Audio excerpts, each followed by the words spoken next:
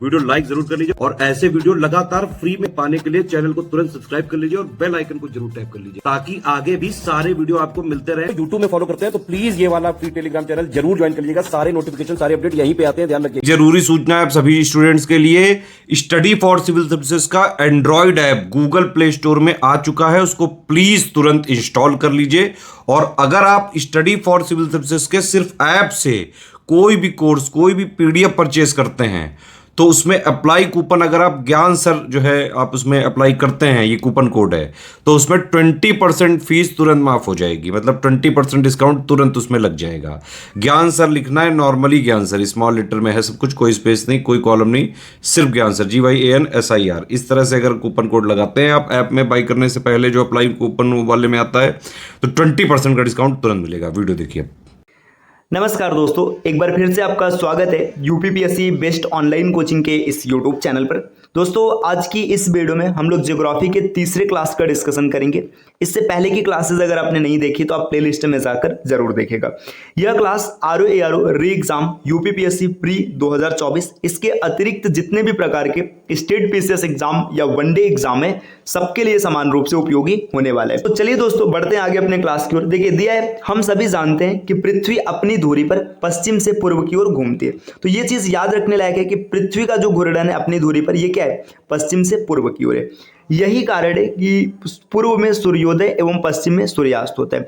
तो यहाँ पे एक छोटा सा पॉइंट आप क्लियर कर लीजिएगा कि जैसे सूर्य हमेशा पूरब से निकलता है, मतलब सूर्योदय पूर्व में होता है। इसका कारण क्या होता है, क्योंकि पृथ्वी अपनी धुरी पर पश्चिम से पूर्व की ओर घूमती है। देखिए, अगर बात करेंगे हम लोग, जितने भी ग्रह हैं उन सभी का घूर्णन जो होता है वो पश्चिम से पूर्व की ओर होता है, मतलब वेस्ट टू ईस्ट है, सिर्फ दो ग्रहों को छोड़कर के। ये दो ग्रह कौन है, देखिए, एक है शुक्र, है ना, शुक्र का जो घूर्णन है ये उल्टा है। शुक्र के बाद आप देखेंगे दूसरा ग्रह है अरुण, है ना, इसका घूर्णन उल्टा है। उल्टा कहने का मतलब देखिए, सभी जो ग्रह हैं ये पश्चिम से पूर्व घूमते हैं, लेकिन ये दोनों ऐसे जो पूर्व से पश्चिम घूमते हैं। मतलब पता है, अगर शुक्र पर जीवन हो जाए और शुक्र पर हम लोग रहने लगे तो वहां पर ये चीज हमें देखने के लिए मिलेगा कि वहां पर सूर्योदय पश्चिम दिशा में होगा, है ना। तो ये जो कहावत है कि सूरज पश्चिम से निकलेगा, वो सत्य हो जाएगा दोस्तों। कहां पर, शुक्र पर जाकर के, है ना, और अरुण पर भी जाकर के ये सत्य होगा। जितने भी ग्रह हैं, मतलब जो 8 ग्रह हैं, उसमें से 6 ग्रह ऐसे हैं जिनका घूर्णन पश्चिम से पूर्व की ओर होता है, जिसके कारण वहां पर सूर्योदय पूरब में होगा और सूर्यास्त पश्चिम में होगा। लेकिन शुक्र और वरुण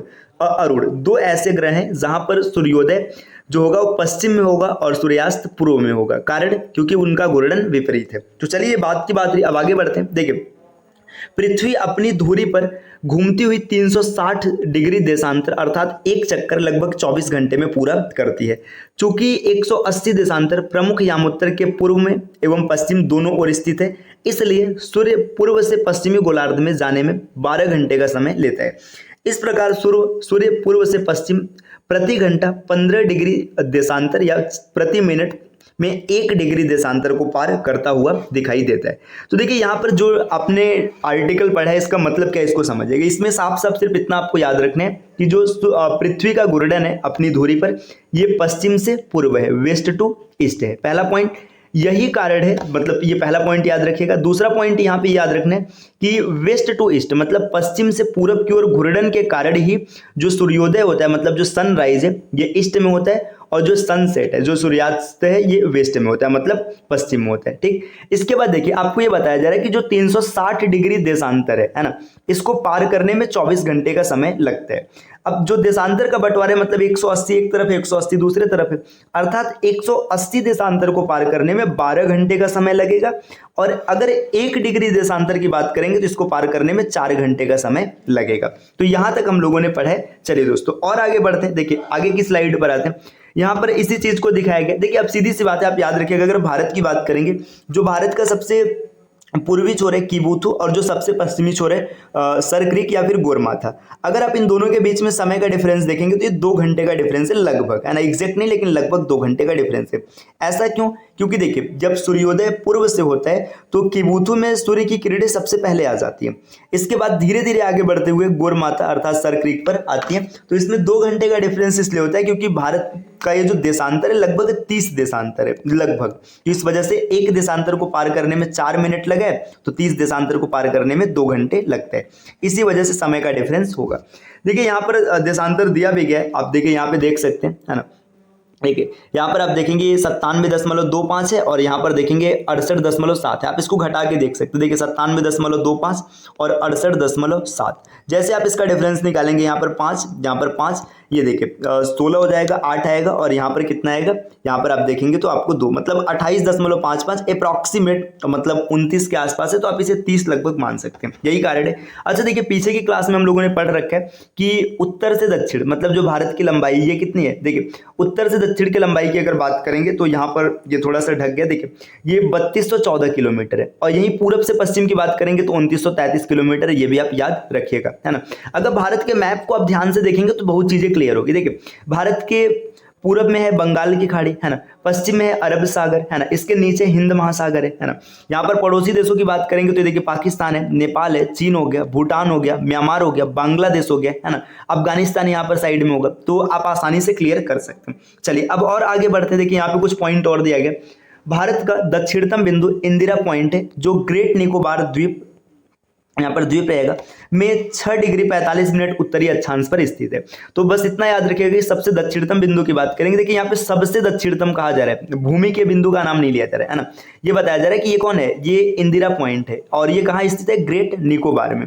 और इसके अगर लोकेशन की बात करेंगे तो 6.45 डिग्री उत्तरी अक्षांश में।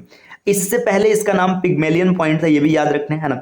यह भूमध्य रेखा से 876 किलोमीटर की दूरी पर है। ये कई बार क्वेश्चन बना है कि भूमध्य रेखा से इसकी दूरी कितनी है, 876 किलोमीटर। 2004 में जब हिंद महासागर में सुनामी आई थी, मतलब भूकंप आया था, तो ये क्या हुआ था, यहाँ पर ये इंदिरा पॉइंट का बड़ा भाग समुद्र में डूब गया था। तो ये भी याद रखिएगा कि 2004 के सुनामी में ये क्या हुआ था, ये डूब गया था। इंदिरा पॉइंट और इंडोनेशिया के बीच में ग्रेट चैनल है। ये चैनल की क्लास हम लोग जब आगे करेंगे तो विस्तार से समझेंगे, यहाँ पे समझिएगा।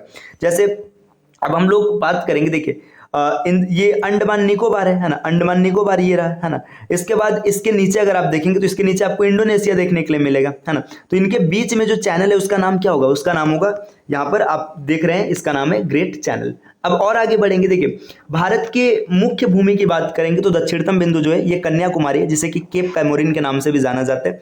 यह 8 डिग्री 4 मिनट उत्तरी अक्षांश तमिलनाडु में स्थित है। और सबसे उत्तरी बिंदु की बात करेंगे तो इंदिरा कॉल है, जो कि जम्मू कश्मीर में। सबसे पश्चिमी बिंदु है गोरमाता या फिर गुहार मोती, सर क्रीक, नारायण सरोवर, ये सब नाम दिया जाते हैं। और सबसे पूरब की बात करेंगे तो किबुथु, अरुणाचल प्रदेश में। ये सब हम लोगों ने पहले भी डिस्कस कर रखा है। चलिए इसके बाद और आगे बढ़ते, देखिए यहाँ पर क्या डेटा दिया गया। मिनिकॉय व लक्षद्वीप के मध्य 9 डिग्री और मालदीव व मिनिकॉय के मध्य 8 डिग्री चैनल तथा लिटिल अंडमान और कार निकोबार के मध्य 10 डिग्री चैनल है। तो आप इसको याद रखिएगा। देखिए मिनिकॉय और लक्षद्वीप 9 डिग्री हो गया, मालदीव और मिनिकॉय 8 डिग्री हो गया, है ना। इसके बाद लिटिल अंडमान और निकोबार ये 10 डिग्री चैनल है। आप 1-2 बार पढ़ेंगे तो अच्छे से याद हो जाएगा। देखिए मिनिकॉय लक्षद्वीप 9 डिग्री, मालदीव मिनिकॉय, या फिर ऐसे याद रखिएगा डबल एम के बीच में 8 है, डबल एम मतलब मालदीव मिनिकॉय, है ना। फिर इसके बाद एमएल, है ना, एमएल का मतलब है 9, है ना, 9 ml। आप ऐसे भी ट्रिक याद रख सकते हैं, 9 ml, है ना। देखिए 8 mm 9 ml, है ना। इसके बाद एक बचेगा, है ना, 10 हो जाएगा तो फिर मतलब लिटिल कार, बस इसको याद रखिएगा। तो इस तरीके से आप इसको सेट कर लेंगे। 8 mm जैसे ही बोलेंगे तो आपका दिमाग बताएगा क्या, मिनिकॉय और इसके बाद मालदीव, 8 डिग्री चैनल हो गया, है ना। इसके बाद 9 ml की बात करेंगे तो मिनिकॉय और लक्षद्वीप, है ना। लिटिल कार तो आसानी से याद हो जाएगा, लिटिल अंडमान और कार निकोबार के बीच में 10 है ना। तो देखिए ऐसे, अच्छा इसका अगर ट्रिक सेट करना हो तो आप आसानी से एक तुरंत ट्रिक सेट कर रहे हैं। जैसे मान के चलेगा 8 मिमी का लड़का, है ना। ये मतलब ट्रिक का मतलब होता है कि एक फनी सेंटेंस जो आपके सेंटेंस को याद करा दे। 8 मिमी का लड़का, है ना, 9 ml, यहाँ पे 9 ml क्या लिखा जाएगा, मान के चलेगा 9 ml की दवा लेकर या दवा लेने 10 लिटिल कार से गया, है ना। ये देखिए तुरंत सोच करके बनाया गया ट्रिक है, ऐसा नहीं कि पहले से रटा रटा है। तो बस ऐसे देखिए 8 mm का लड़का 9 ml दवा लेने 10 लिटिल कार से गया, आसानी से सेट हो जाएगा। 8 mm मतलब मिनिकॉय और इसके बाद मालदीव, ठीक है, 8 डिग्री चैनल हो गया।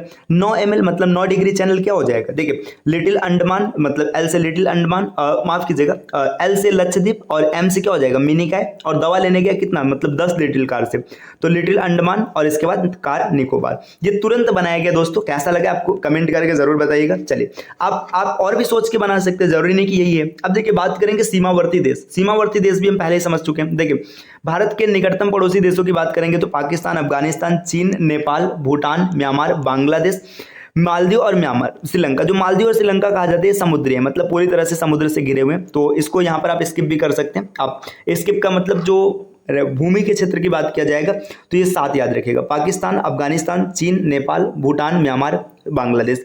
कई बार इनको क्या होता है ना कि इनको सीक्वेंस में लगाने के लिए आ जाता है कि आप इसको सीक्वेंस में लगाइए किसकी सीमा सबसे लंबी है। तो वहां पे आपने एक ट्रिक्स पढ़ा होगा, बचपन में MBA किया, बचपन। और देखिए BA, देखिए बांग्लादेश, चाइना है ना, पाकिस्तान, नेपाल है ना, म्यांमार, भूटान और इसके बाद अफगानिस्तान। तो सबसे लंबी सीमा बांग्लादेश की और सबसे छोटी सीमा अफगानिस्तान की, और ये सीक्वेंस ऐसे चलता रहता है, तो इसको भी आप याद रखिएगा।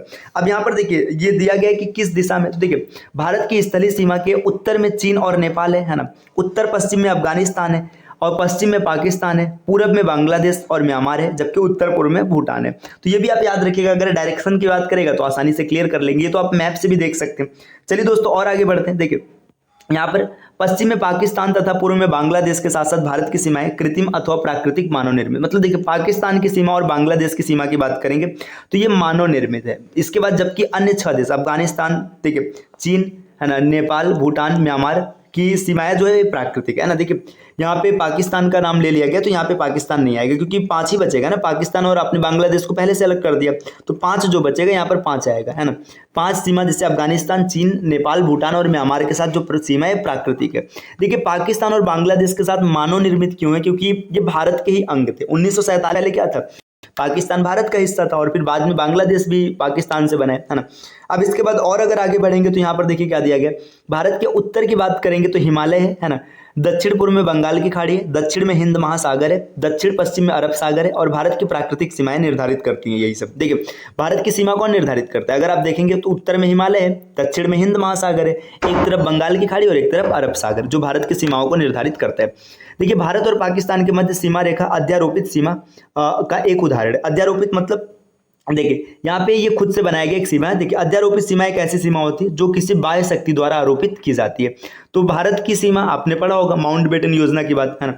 वर्ष 1947 में भारत और पाकिस्तान ने ग्रेट ब्रिटेन द्वारा अध्यारोपित सीमा को साझा किया था। इस रेखा को रेड क्लिफ रेखा भी कहते हैं। तो बस इतना याद रखिएगा कि भारत और पाकिस्तान की जो सीमा होती है, मतलब जो लाइन है, उसको रेड क्लिफ लाइन कहते हैं। ऐसे इंडिया और चाइना की बात करेंगे तो मैकमोहन लाइन है ना। चलिए दोस्तों और आगे बढ़ते हैं। देखिए यहाँ पर अब क्या इन्फॉर्मेशन दिया गया कि समुद्र पार भारत की सर्वाधिक निकटतम देश श्रीलंका है। मतलब समुद्र के बाद जैसे आप देखेंगे ना, देखिए भारत के मैप में भी श्रीलंका को ऐसे दिखाया जाता है, तो श्रीलंका है ना, जो एक पाक जल डमरू मध्य के द्वारा भारतीय भूभाग तमिलनाडु से पृथक होता है। तो ये याद रखिएगा, भारत और श्रीलंका के बीच में क्या है, पाक स्ट्रेट। स्ट्रेट का मतलब जल संधि होता है ना। ये तमिलनाडु से अलग होता है। जब बंगाल की खाड़ी को गल्फ ऑफ मन्नार से जोड़ता है, तो ये भी याद रखिएगा कि बंगाल की खाड़ी को गल्फ ऑफ मन्नार से जोड़ता है। इसकी चौड़ाई है ना 64 से लेके 137 किमी तक। ये पाक स्टेट की बात की जा रही है। इसका नामकरण ब्रिटिश भारत के तत्कालीन मद्रास प्रेसिडेंसी के गवर्नर रॉबर्ट पाक के नाम पर किया गया। तो ये भी याद रखिएगा, पाक जल डमरू जो कहा जाते हैं, ये मद्रास प्रेसिडेंसी के गवर्नर के नाम पे इसका नाम रखा गया है ना। इसके बाद और देखेंगे, भारत म्यांमार के मध्य हिमालय की उत्तर पूर्वी पर्वत श्रेणियां अराकान योमा, नागा, पटकाई स्थलीय सीमा बनाती है। मतलब भारत और म्यांमार की बात करेंगे तो अराकान योमा है ना, ये म्यांमार में हिमालय का नाम है, नागा, पटकाई ये सब स्थलीय सीमा बनाती है। ये भारत को इरावती नदी द्वारा म्यांमार से अलग करती है। ठीक, तो यहाँ तक की क्लास दोस्तों हम लोगों ने किया। इसके आगे और बढ़ेंगे तो अगली क्लास में और आगे बढ़ेंगे। क्लास आपको कैसी लगी आप कमेंट करके जरूर बताइएगा। अगर आप टीम के पेड कोर्स से जुड़ना चाहते हैं कंप्लीट प्रिपरेशन के लिए, तो आप इन दिए गए नंबर पर कॉल या व्हाट्सएप करके पेड कोर्स से जुड़ने की प्रक्रिया समझ सकते हैं। ये ज्ञान सर का व्हाट्सएप नंबर है, आप यहाँ से व्हाट्सएप के माध्यम से भी जानकारी प्राप्त कर सकते हैं। चलिए अब आपसे मिलते हैं अगले वीडियो में कुछ नए इन्फॉर्मेशन के साथ। तब तक के लिए नमस्कार।